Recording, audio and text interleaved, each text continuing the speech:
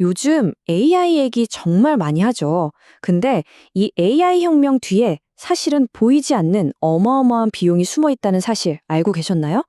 그리고 바로 그 비용이 수십 년 된 오래된 산업의 판도를 완전히 뒤집어 놓고 있습니다.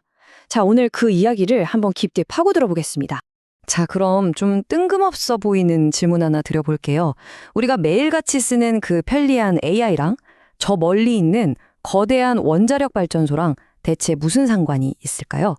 이 질문이 바로 오늘 이야기의 핵심입니다. 네, 정답은 바로 전기입니다. 챗 GPT 같은 최신 AI 모델을 돌리려면요, 정말 상상을 초월하는 양의 전기가 필요하거든요. 어느 정도냐면 데이터 센터 하나가 웬만한 소도시 하나가 쓰는 전기를 그냥 통째로 삼켜버리는 수준입니다. 이 추상적인 디지털 기술이 아주 현실적인, 물리적인 자원을 엄청나게 먹어치우고 있는 거죠. 보시는 것처럼 전력 수요가 지금 폭발하고 있습니다. 이게 그냥 잠깐 오르고 마는 게 아니에요. AI, 데이터 센터, 그리고 전기차까지 가세하면서 전 세계 에너지 수요의 구조 자체가 바뀌고 있는 겁니다. 더 많은 전기가, 그것도 아주 시급하게 필요한 시대가 온 거죠. 그럼 이 폭발적인 전기 수요를 대체 어떻게 감당할 수 있을까요? 사실 답은 간단합니다.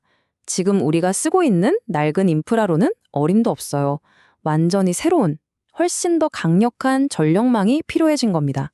자, 문제는 크게 두 가지로 나눌 수 있습니다. 첫째, 원자력 발전소처럼 대규모 전력을 안정적으로 만들어낼 발전소를 더 많이 지어야 하고요. 둘째, 그렇게 만든 전기를 데이터 센터까지 안전하게 배달해줄 거대한 전기 고속도로, 즉 송전망을 새로 깔아야 한다는 겁니다. 이런 거대한 변화를 골드러시에 비유할 수 있겠죠? 너도 나도 금을 캐러 달려들 때 진짜 돈을 번 사람들은 금을 캐는 도구, 그러니까 곡괭이랑 삽을 팔던 사람들이었잖아요. 그렇다면 이 새로운 전기 골드러시 시대에 그 곡괭이와 삽을 만드는 기업은 과연 어디일까요? 바로 그 답이 될 수 있는 회사가 있습니다. 오늘 우리가 살펴볼 곳은 1970년에 세워진 보성파워텍이라는 회사인데요.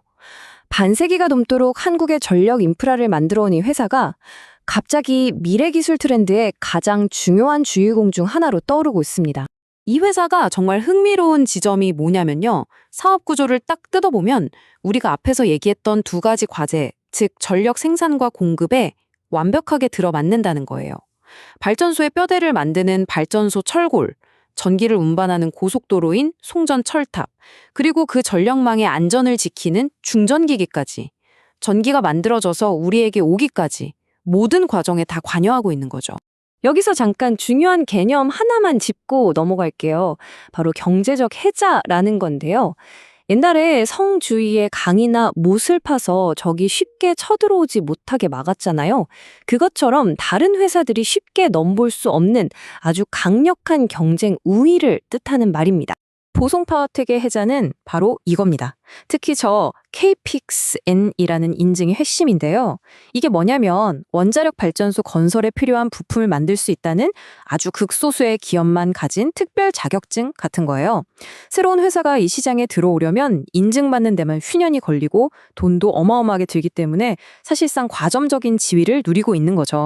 자, 그럼 이런 거대한 산업의 변화와 강력한 경쟁 우위가 만났을 때 실제 이 회사의 실적에는 어떻게 나타나고 있을까요? 이제 숫자로 직접 확인해 보시죠. 이 숫자 좀 보세요. 561억 원. 신한울 3, 4호기 원자력 발전소에 들어가는 철골 구조물 공급 계약. 딱 하나가 이 회사의 1년치 전체 매출을 훌쩍 뛰어넘는 규모입니다. 그러니까 이 계약 하나만으로도 앞으로 몇 년치 실적은 이미 보장된 거나 마찬가지인 거죠. 그동안 쌓아뒀던 수주 계약들이 이제 본격적으로 실제 매출로 잡히기 시작한 겁니다. 보시는 것처럼 매출액이 작년 같은 기간보다 157%나 늘었죠. 이건 그냥 일시적으로 실적이 좋은 게 아니라 회사의 구조적인 체질 자체가 개선되고 있다는 신호탄입니다. 그런데 진짜 놀라운 건 바로 이겁니다. 매출이 157% 늘어나는 동안 영업이익은 무려 1594.6%가 증가했어요. 거의 16배죠, 16배. 이게 바로 그 무섭다는 영업 레버리지 효과입니다. 고정비는 비슷한데 매출이 크게 늘어나니까 추가되는 매출 대부분이 고스란히 이익으로 남게 되는 거죠. 저희는 이 현상을 이익의 용수철 효과라고 부르고 싶어요. 지난 몇 년 동안 여러 가지 이유로 꼭 눌려있던 잠재력이 AI가 불러온 이 새로운 수요를 만나면서 마치 용수철처럼 폭발적으로 튀어오르는 모습이거든요. 물론 이렇게 장밋빛 전망만 있는 건 아닙니다. 앞으로 나아갈 길에는 이 거대한 기회와 함께 우리가 반드시 짚고 넘어가야 할 위험 요인들도 분명히 존재하죠. 가장 큰 기회는 해외에 있습니다. 팀코리아가 무려 24조 원 규모의 체코 원전 사업 수주를 지금 눈앞에 두고 있거든요. 만약 이 계약이 성사된다면 보성파워텍은 국내에서 검증된 파트너로서 자연스럽게 유럽 시장으로 진출하게 됩니다. 이건 그냥 내수 기업에서 글로벌 기업으로 위상이 바뀌는 정말 결정적인 계기가 될 수 있습니다. 이 슬라이드가 현재 상황을 균형 있게 딱 보여주네요.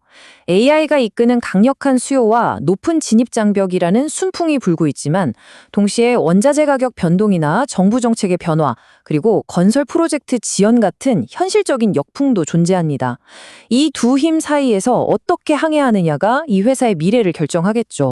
오늘 이야기의 핵심은 결국 이겁니다. 우리가 눈으로 보는 이 화려한 디지털 세상, AI의 미래는요, 결국 눈에 보이지 않는 물리적인 기반, 즉 발전소와 송전탑이 얼마나 튼튼하게 이걸 뒷받침해 주느냐에 달려있다는 사실입니다.